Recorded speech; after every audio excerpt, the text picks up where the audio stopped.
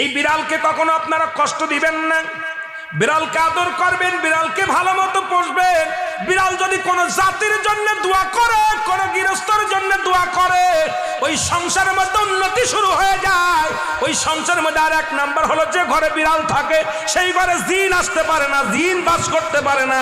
আর একটা ঘোষণা শুনেন, নবীজি বলে গেছেন, যে ঘরের মধ্যে বিড়াল ছানা বাস করে ওই ঘরের মধ্যে জিন জাতি প্রবেশ করতে পারে না। তাহলে ছোট ছোট মাসুম বাচ্চাগুলো যে ঘরের মধ্যে থাকে, মুসলমান অনেক সময় জিনের আশ্রয় পড়ে যায়, অনেক সময় জিনে আসর করে, ওই ঘরের মধ্যে জিনে আসর করে।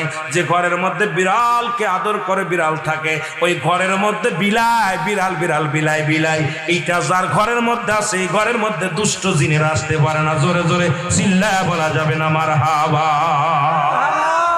একবার নবী সুলাইমান আলাইহিস সালাম শুনতে পাইলেন পাশের বাড়িতে একটা কুকুরকে কষ্ট দিয়ে বিষ